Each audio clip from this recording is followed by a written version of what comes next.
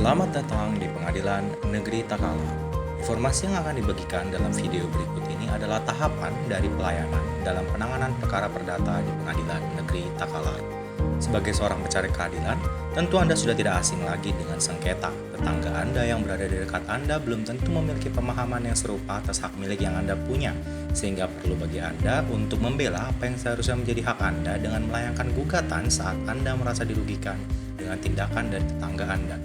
Maka dari itu, video pelayanan ini akan memberikan pengetahuan untuk proses pelayanan perkara perdata di Pengadilan Negeri Takalar.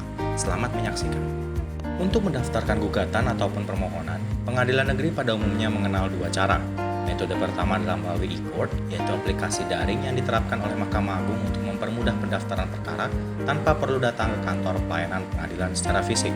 Selanjutnya, metode yang dapat dilakukan oleh Anda selaku pencari keadilan adalah dengan melalui meja pendaftaran PTSP yang dilaksanakan dengan menghadap ke bagian perdata dari pelayanan terpadu satu pintu yang ada di Pengadilan Negeri Takalar. Pertama-tama, mari kita bahas lebih lanjut mengenai pelayanan pendaftaran perkara perdata melalui sistem e-court. Apa persyaratan utama yang diperlukan untuk menggunakan fasilitas e-court dari Mahkamah Agung? Pada dasarnya, mereka yang dapat menggunakan fitur e-court adalah merupakan pengguna terdaftar atau pengguna lain dengan syarat tertentu dalam sistem e-court Mahkamah Agung.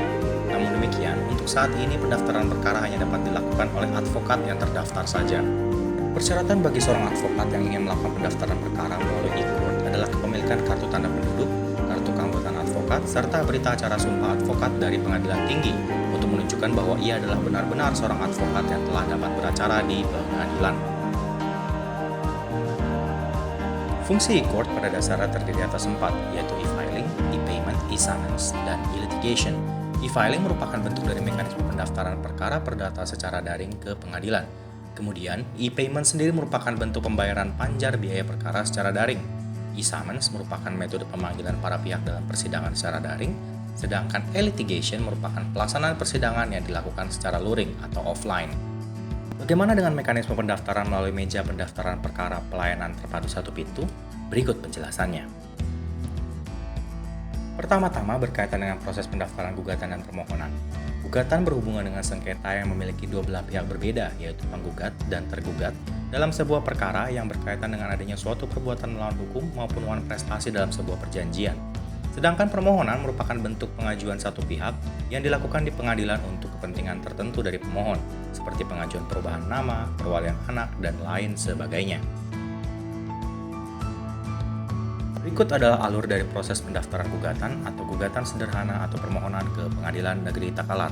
Pertama-tama, Anda selaku penggugat atau pemohon menyerahkan surat gugatan atau permohonan kepada petugas pelayanan. Petugas pelayanan tersebut kemudian meneliti kelengkapan berkas dengan disertai checklist pemberkasan yang seterusnya ditandatangani oleh panitera muda perdata.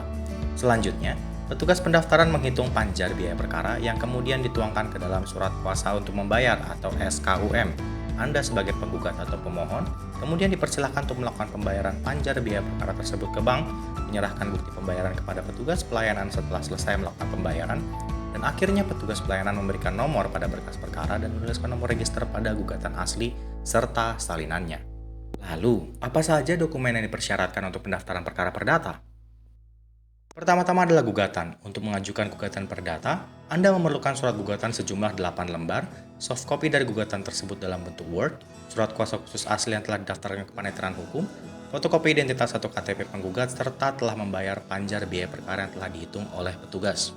Untuk permohonan, Anda perlu untuk mempersiapkan surat permohonan asli dan salinan dari surat tersebut sebanyak 2 lembar sesuai dengan jumlah pemohon, soft copy permohonan dalam bentuk Word, surat kuasa khusus yang telah didaftarkan ke kepanitiran hukum, fotokopi identitas atau KTP dari pemohon, serta telah membayar panjar biaya perkara yang telah dihitung sebelumnya oleh petugas pendaftaran. Sedangkan untuk gugatan sederhana, Anda perlu mempersiapkan surat gugatan sederhana asli sebanyak 5 lembar atau sesuai jumlah tergugat, soft copy permohonan dalam bentuk Word, bukti awal, surat kuasa khusus asli, telah membayar biaya perkara yang telah dihitung sebelumnya oleh petugas, serta soft copy identitas atau KTP dari pemohon. Panjar biaya perkara sendiri diatur menurut radius atau jarak dari Pengadilan Negeri Takalar ke objek sengketa atau domisili dari tergugat. Semakin jauh lokasi tergugat atau objek sengketa, maka nilai panjar tersebut akan menyesuaikan dengan ketentuan nominal yang ada.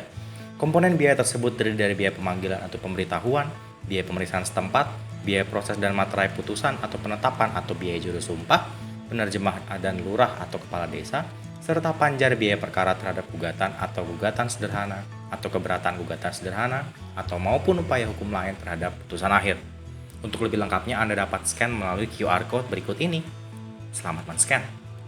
Kemudian bagaimana dengan upaya hukum? Pada kaidahnya, upaya hukum yang dilakukan terhadap putusan akhir yang telah dibacakan di pengadilan negeri terbagi menjadi upaya hukum banding dan kasasi. Upaya hukum banding dilakukan jika Anda tidak puas terhadap putusan dari pengadilan negeri, sedangkan upaya hukum kasasi dilakukan jika Anda tidak puas terhadap putusan yang diucapkan di pengadilan tinggi. Tahapan dari pengajuan upaya hukum permohonan banding dan kasasi terdiri dari pemohon banding atau kuasanya hadir dan menyatakan permohonan banding secara lisan. Kemudian, petugas pendaftaran meneliti kelengkapan persyaratan formal permohonan banding yang telah diserahkan oleh Anda selaku pemohon banding atau kasasi, dan kelengkapan tersebut sendiri telah diperiksa dan ditandatangani oleh panitera muda perdata yang kemudian oleh petugas pendaftaran dihitung panjar biaya perkara serta dituangkan dalam bentuk SKUM sebagaimana pendaftaran perkara perdata di pengadilan negeri. Kemudian, petugas pelayanan menerima bukti pembayaran dari pembanding, di mana setelah itu petugas pelayanan membuatkan akta pernyataan banding yang selanjutnya disampaikan untuk diperiksa dan ditandatangani oleh pembanding atau kuasanya. Dan seterusnya petugas pendaftaran menyampaikan akta pernyataan banding tersebut kepada panitera untuk ditandatangani hingga akhirnya petugas pendaftaran menyampaikan salinan akta pernyataan banding dan SKUM yang dikeluarkan oleh kasir kepada pemohon atau kuasanya. Lalu, apa saja persyaratan permohonan banding dan kasasi tersebut itu sendiri?